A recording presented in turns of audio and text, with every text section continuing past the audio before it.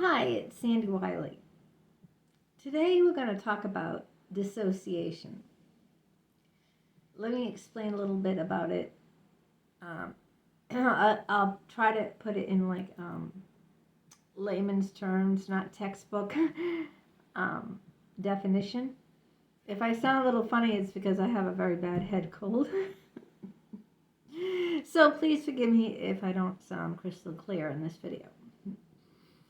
But dissociation is kind of like an out-of-body experience. It's kind of like you're no longer in your body. You're like outside of it, and uh, detached from it. And many times people have dissociative episodes when they've been severely traumatized or severely abused, either sexually abused, physically abused.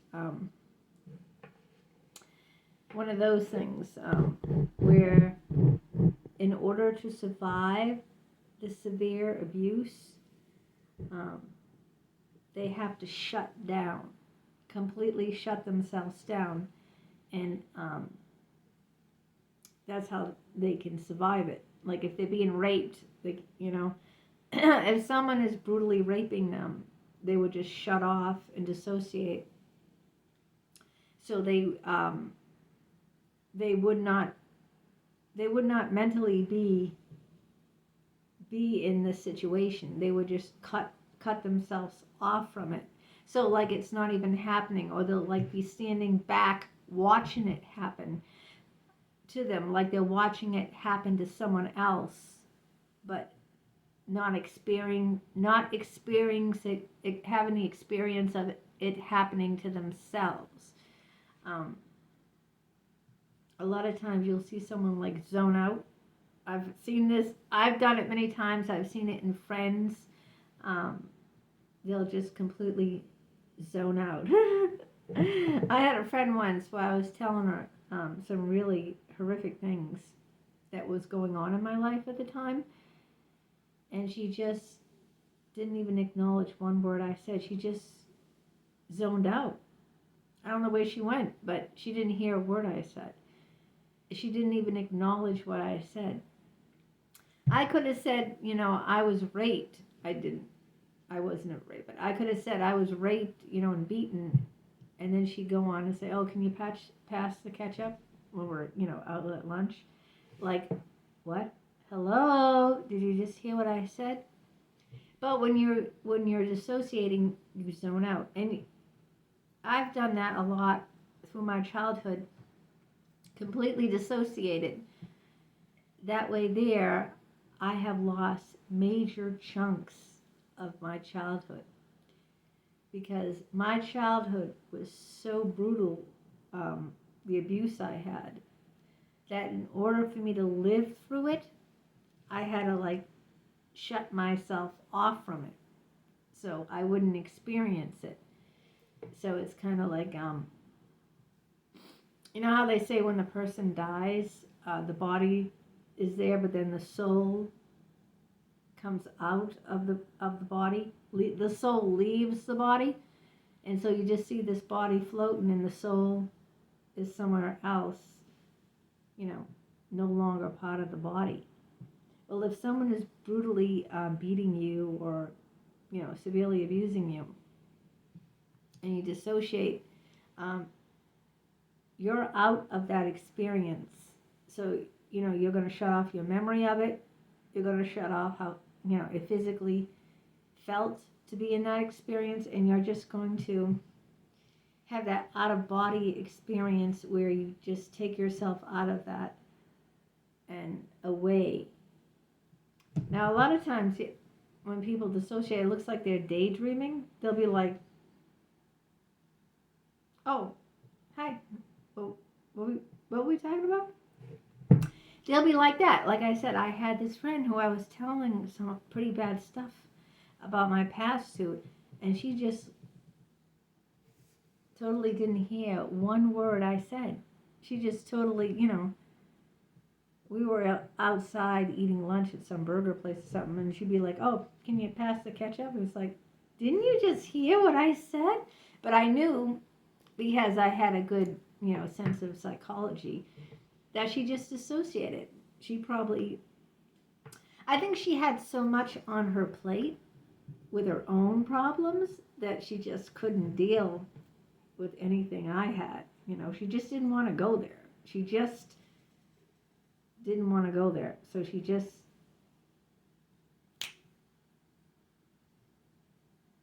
dissociated, just like that. It's a coping mechanism. That's what it is. Dissociation is a coping mechanism.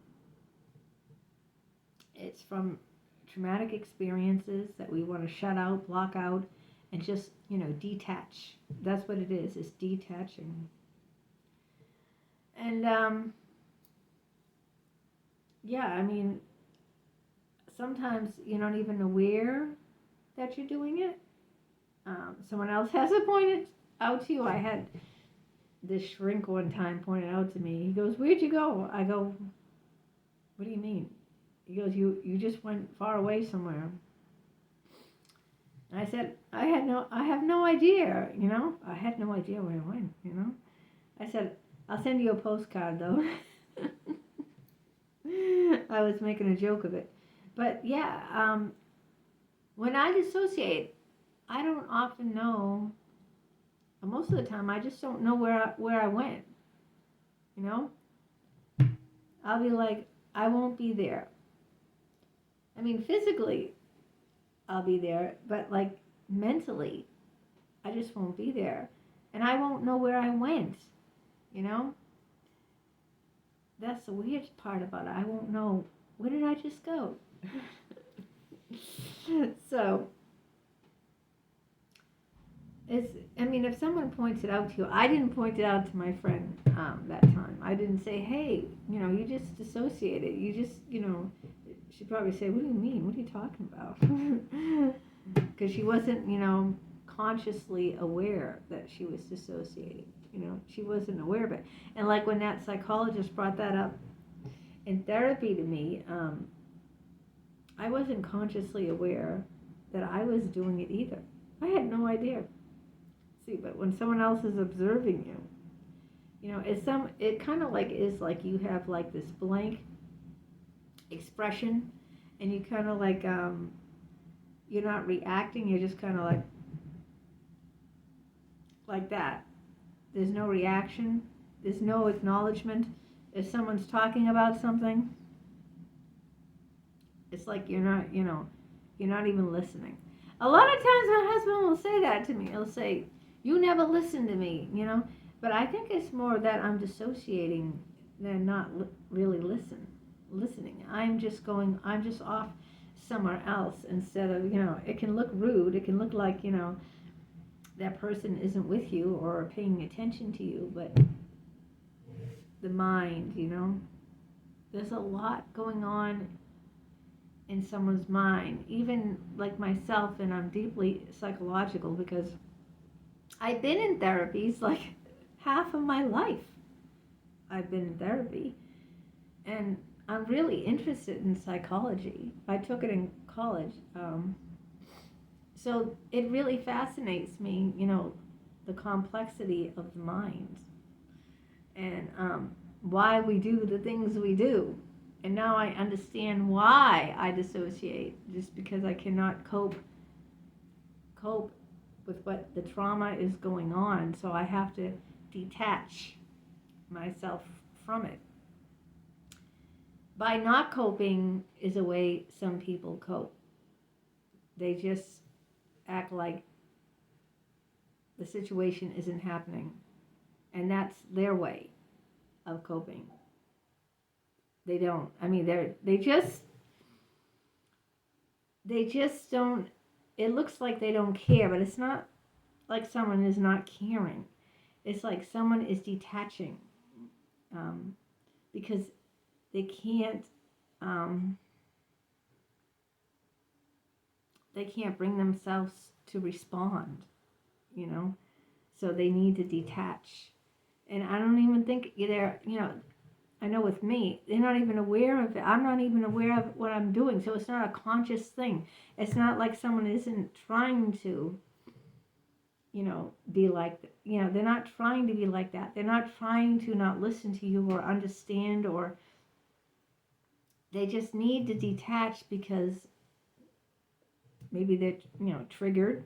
Something was triggering for them that reminded them of something in the past that was just horrific that they could not cope with. So they needed to detach. So let me know if you ever had any, episodes where you dissociated.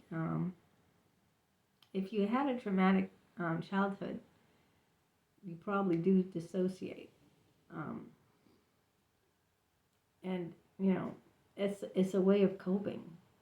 It's a coping skill that is learned. It's not like something, you pick up at school or something. It's like, it's just, you gotta be like, beam me up, Scotty. There's no intelligent life down here. It's just like, yeah, beam me up, Scotty. Whoop. Get me out of, like, take your ray and, get me out of this spot right now because it's too much for me to handle. So beam me up. It's kind of like that. And then when you're ready to come back, they put you back in, But yeah, that's just another way to cope. And that's what I wanted to talk about today, and see if you have, any thoughts on it. If you dissociate, if someone else is dissociating, if they seem zoned out and you can't, and you don't know why they're zoned out like that, let me know, and we'll continue the conversation. And yeah, you can dissociate. I mean, I have big chunks of my childhood that are gone because I dissociated, So big chunks of my life are missing. They're missing because of dissociation, because I just wasn't there at that time. I might have physically been there, but I wasn't there. I just detached. That's what dissociation is. Right? Like dislike is not liking. Association, this is not associating. It's not being in the moment. It's detaching from it. And that's a coping mechanism from trauma. So, I mean, what can I do? I can never get that back. I can't get all those years back that I lost by dissociating, that amnesia that I have from my childhood. And I don't want to, really. Who wants to go through that? Who wants to remember, right? I really don't want to. Maybe you can be hypnotized. There's psychologists that hypnotize their patients. But you know what? I don't want to. I don't want to remember it, I'm glad I detached from it. So let me know if, your thoughts, and if you dissociate, and, what coping mechanisms you have to deal with trauma. Until next time, take care.